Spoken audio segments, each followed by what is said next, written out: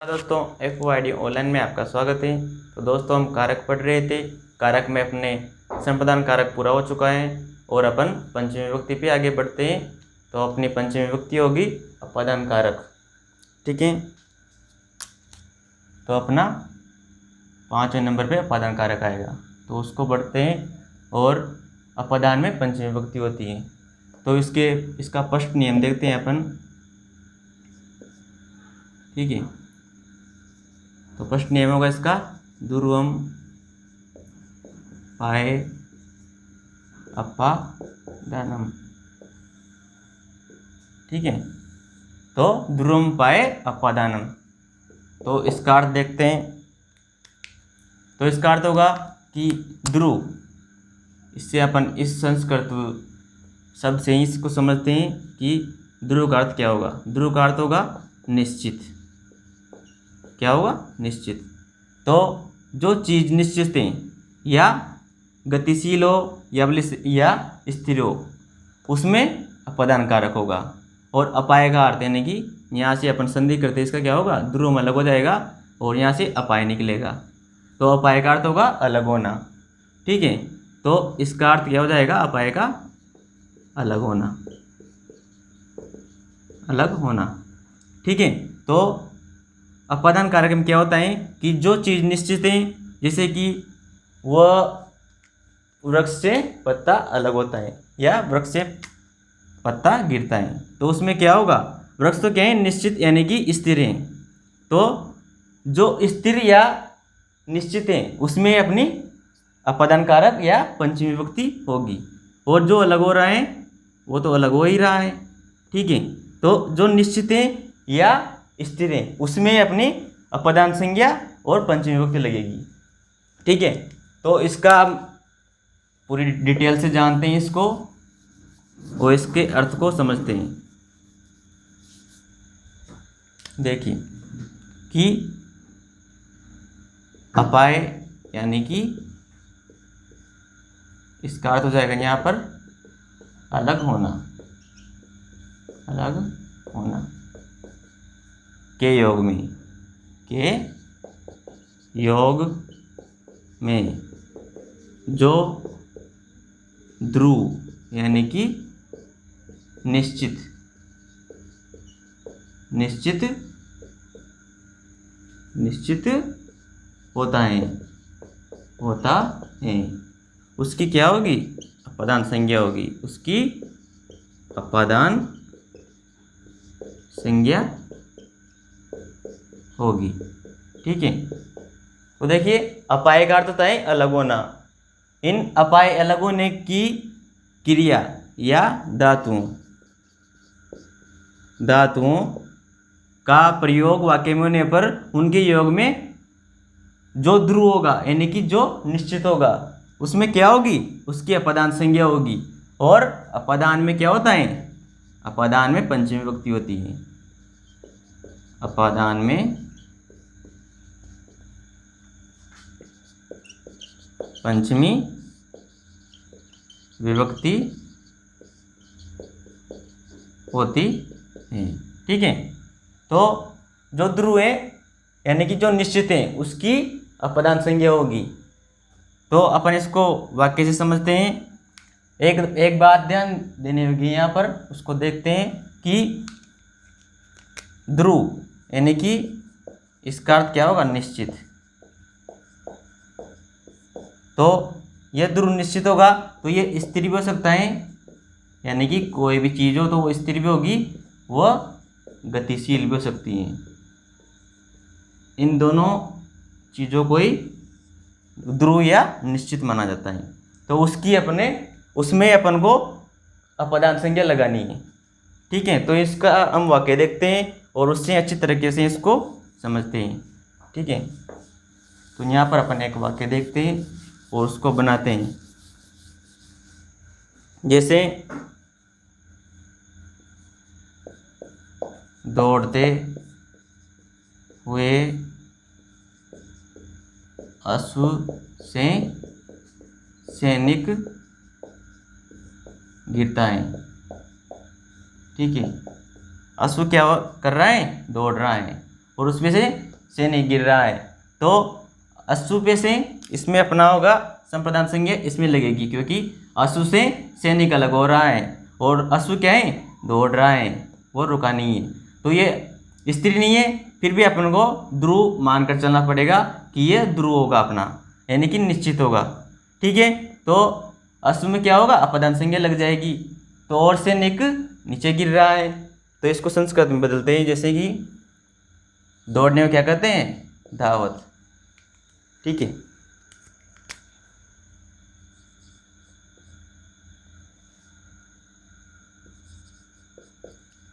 धावत यानी कि दौड़ते हुए, अश्व से, अश्व को अश्वी बोलते हैं।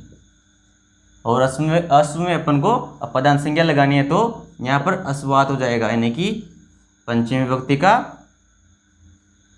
प्रथमा विभक्ति हो जाएगी। ठीक है, ठीक है। तो सैनिक, दौड़ते हुए अश्व से सैनिक, यानी कि सैनिक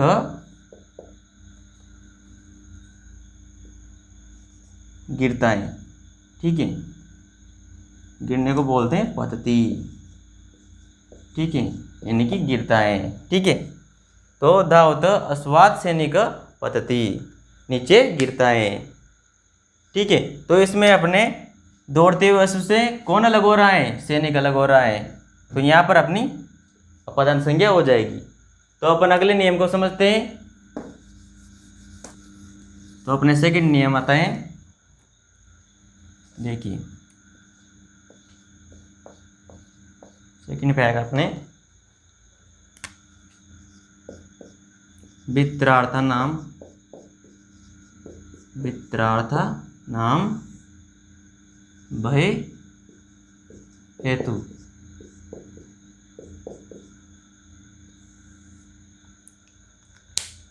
अपना सेकंड नियम होगा वित्रार्थ नाम भय हेतु। तो इसका अर्थ समझते हैं कि बी यानी कि भय, जिससे भय हो, इसका अर्थ हो जाएगा भय।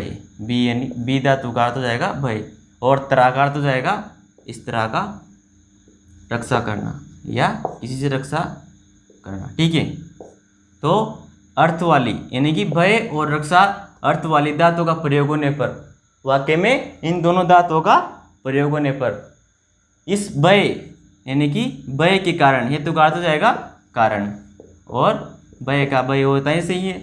ठीक है, तो भय यानी कि जिससे भय होगा उस कारण में, उसी कारण में अपनी अपदान संज्ञा लगेगी और उसमें पंचमी विभक्ति होगी। ठीक है, तो इसका अर्थ समझते हैं। देखिए कि बी यानी इसका अर्थ हो जाएगा भय, व त्रा का अर्थ हो जाएगा कि रक्षा करना, रक्षा करना। ठीक है, तो बी व त्रा रक्षा करना अर्थ वाली धातुओं का वाक्य में प्रयोग होने पर जिससे भय हो, यानी कि जिससे होने पर जिससे भय होता है या जिससे भय होता है उसी भय के कारण में, उसी भय के कारण में अपादान संज्ञा होगी। ठीक है, तो इसको एक बार देख लेते हैं कि बी भय व त्रा, बी का अर्थ होता है भय और त्रा का अर्थ होता है रक्षा करना, अर्थ वाली धातुओं का वाक्य में प्रयोग होने पर जिससे भय होता है या उस भय के कारण में ही अपदान संज्ञा लगेगी। ठीक है, तो इसका उदाहरण देखते हैं, यहाँ देख लेते हैं। जैसे कि बालक सिंह यानी कि शेर से डरता है, डरता है। ठीक है, तो यहाँ पर क्या आ गया, डरना यानी कि किसी से भय है, जैसे कि सिंह से यानी कि शेर से बालक को भय है। तो उसमें इस सिंह में यानी कि भय, जिससे भय है उसी कारण में, सिंह से भय है तो इस कारण यानी कि सिंह में ही अपादान संज्ञा लगेगी। तो इसको संस्कृत में बदलते हैं, बालक का बालक हो जाएगा, ये अपना करता है इसे ही, तो बालक के साथ अपना विसर्ग आ जाएगा। ठीक है, तो सिंह में अपन को पंचमी विभक्ति यानी कि अपादान कारक लगाना है, तो सिंह के साथ पंचमी विभक्ति का प्रतीक चिन्ह लगने पर सिंघात हो जाएगा। ठीक है, तो सिंघात, बालक सिंघात विभेति, डरने या भय को विभ धातु संस्कृत में होती हैं और उसमें अपने प्रथम विभक्ति लगने पर यानी कि इस बालक का ती लगेगा साथ में, क्योंकि ये प्रथमा यानी कि एक वचन है, तो इसके साथ अपने काल के हिसाब से ती लगेगा। ती तो अंत्य आप जानते होंगे, लटर काल। ठीक है, तो अपने जैसे कि बालक सिंह से डरता है तो बालक सिंघात विभेति। ठीक है, तो इस सिंह में क्या हो जाएगा, अपदान संज्ञा लग जाएगी। ठीक है, तो अपन अगला नियम पढ़ते हैं। तो अपना थर्ड नियम होगा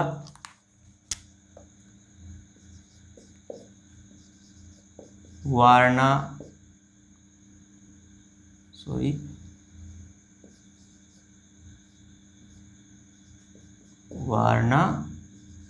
थाना, वारणा थानाम एप्सित। ठीक है, तो इसको समझते हैं कि वारण का अर्थ बताएं, इसका संधि विच्छेद करते ही यहाँ पर वारण का अर्थ हो जाएगा दूर हटाना। ठीक है, अर्थ यानी कि वारण अर्थ वाली धातु का वाक्य में प्रयोग होने पर इप्सित, इप्सित का अर्थ हो जाएगा, यहाँ से निकालते ही इप्सित का अर्थ हो जाएगा इच्छित या कोई चीज पसंद हो, तो उसमें क्या होगा, अपदान संज्ञा होगी। ठीक है, तो इसका हिंदी अर्थ समझते हैं, उससे और भी अच्छे से अपन इसको समझ पाएंगे। तो देखिए कि वारण, वारण का अर्थ हो जाएगा अपने दूर करना या हटाना। ठीक है, तो वारण, वारण का अर्थ हो गया दूर करना या हटाना। वारण अर्थ वाली धातुओं का वाक्य में प्रयोग होने पर इच्छित यानी कि इप्सित, इप्सित का अर्थ हो जाएगा इच्छित कारक की, इच्छित कारक की अपादान संज्ञा होगी या होती है, संज्ञा होगी। और अपन जानते हैं कि अपदान में पंचमी विभक्ति होती है, तो उसको लिखने की कोई आवश्यकता नहीं है। तो यहाँ पर अपन इसका वाक्य देख लेते हैं कि वारण अर्थ वाली, वारण का अर्थ होता है दूर करना या हटाना। ठीक है, तो अर्थ वाली धातुओं का वाक्य में प्रयोग होने पर इच्छित कारक की अपदान संज्ञा होगी।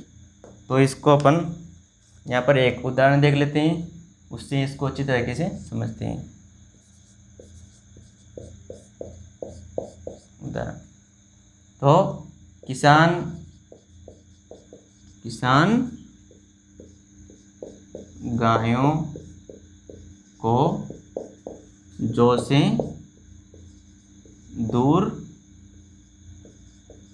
हटाता है या करता है। ठीक है, किसान गायों को जौ से दूर हटाता है, यानी कि जौ क्या है, फसल है, तो उससे उनको अलग कर रहा है, यानी कि वारण यानी कि दूर कर रहा है। तो उसमें क्या होगा, इच्छित, इच्छित कारक में इच्छित, इच्छित कारक क्या होगा उसका, जो, गाय का इच्छित कारक क्या हो गया, जो हो गया। तो उन किसा अपने इन जो में जो इच्छित कारक हो उसमें क्या होगी, अपदान संज्ञा होगी, तो इस जो में अपन को पंचमी विभक्ति लगाना पड़ेगा। ठीक है, तो इसको संस्कृत में बदलते हैं।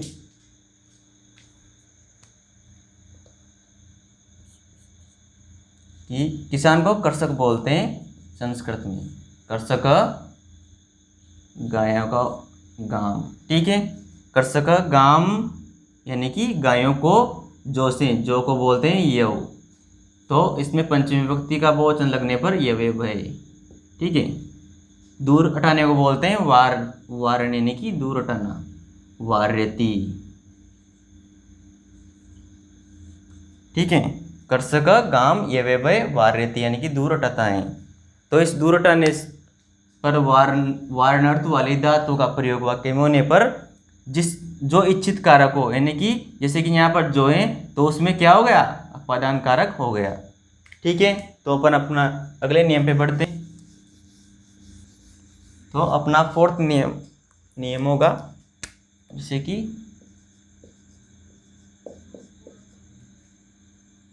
आख्याता आख्यातो उपयोगी,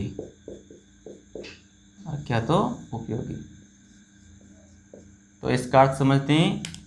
आख्याता बोलते हैं, ये आख्याता बोलते हैं शिक्षक को, जो अपन को विद्या देता है या पढ़ाता है, ठीक है। और उपयोग को, इसका अर्थ तो समझते हैं कि अपन जो नियम पूर्वक विद्या ग्रहण करते हैं उसे उपयोग या प्रयोग बोला जाता है। तो इसका अर्थ ये हो जाएगा। और आख्याता को आप जानते हैं कि शिक्षक होता है। इसका हम हिंदी में अर्थ समझते हैं कि नियम पूर्वक विद्या ग्रहण करने को उपयोग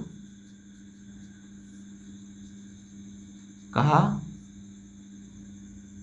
जाता है। वह विद्या देने वाले को आख्याता कहा जाता है, आख्याता कहा जाता है, ठीक है।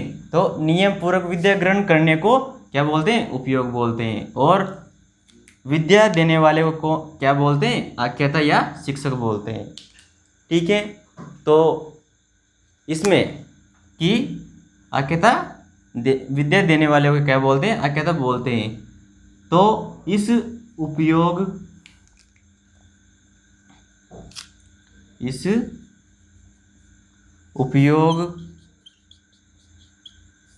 की क्रिया में शिक्षक यानी कि पढ़ाने वालों की, शिक्षक आदि की अपादान संज्ञा होती है, ठीक है। तो इसमें क्या होता है, इस उपयोग की क्रिया में शिक्षक आदि लोगों या आदि शिक्षकों की अपादान संज्ञा होती है और अपादान में पंचमी विभक्ति होगी। तो इसका उदाहरण देखते हैं, यहाँ पर देख लेते हैं।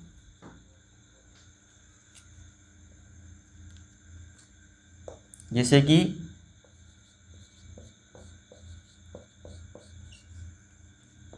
शिष्य उपाध्याय से पढ़ते हैं। किससे पढ़ते हैं, उपाध्याय से। तो ये शिक्षक हो गया अपना। तो शिक्षक यहाँ पर क्या नियम में क्या है कि शिक्षक आदि की क्या होती हैं, अपादान संज्ञा होती हैं। तो अपना अपादान संज्ञा किस में लगेगी, पंचमी विभक्ति किस में लगेगी, उपाध्याय में, ठीक है। तो इसको संस्कृति में बदलते हैं। शिष्य अपना करता है तो शिष्य ही रहेगा, ठीक है। और इसके साथ विसर्ग लग जाएगी, ठीक है। तो आगे बढ़ते हैं। शिष्य उपाध्यात पंचमी विभक्ति लगने पर क्या हो जाएगा, उपाध्यात। पढ़ते हैं यानी कि शिक्षा ग्रहण करते हैं तो पठती या पठन्ति, ठीक है। शिष्य उपाध्यात पठन्ति।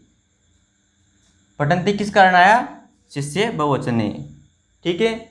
तो ये अपने 4 नियम पूरे हो गए।